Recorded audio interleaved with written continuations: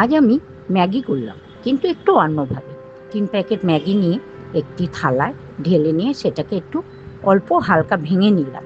তারপর পেঁয়াজ কুচি নিয়েছি, লঙ্কা কুচি নিয়েছি, নিয়ে ফ্রাই প্যান বসিয়ে দিয়েছি। তার মধ্যে সাদা তেল দিয়ে দিলাম। তেলটা গরম হলো পরে কাঁচা লঙ্কা কুচি আর পেঁয়াজ কুচিটা দিয়ে দিলাম। তারপর ওই ভাঙা ম্যাগিগুলো সব দিয়ে দিলাম তেলের মধ্যে। দিয়ে নাড়াচাড়া করে মাপ মতো জল দিয়ে দিলাম।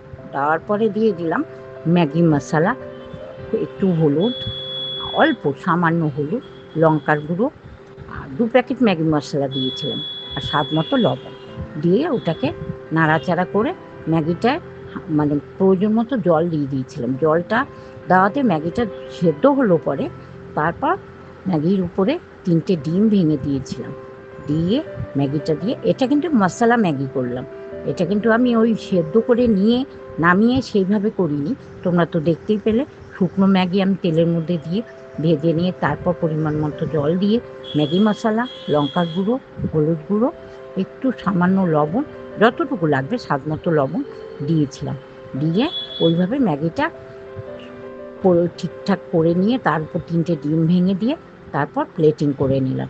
ওইভাবে ম্যাগি খেতে বাড়িতে সবাই ভালো খেলো। ওইভাবে বানানোতে সবাই ভালো লাগলো, সবাই মজা করে খেলো।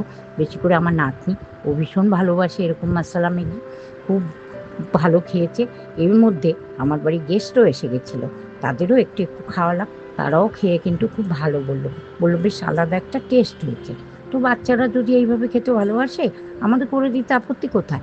এইভাবে যদি আমরা ম্যাগি করে দিই, ওরা খুব ভালো খাবে, খেয়ে তৃপ্তি পাবে।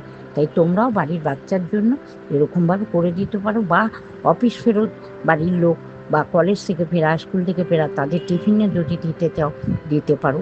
এটা কিন্তু দারুণ লাগলো খেতে। তো এইভাবে আমার রেসিপি দেখতে হলে আমার চ্যানেলে চোখ রেখো, আমার পাশে থেকেও, আমার চ্যানেলটাকে সাবস্ক্রাইব করে নিয়ে তোমরা দেখো। আমার এখনকার মতো রাখছি। সবাইকে অনেক ভালোবাসা জানাচ্ছি, অনেক সুস্থতা কামনা করছি। সবাই ভালো থেকো। সবাইকে আজকের মতো টাটা।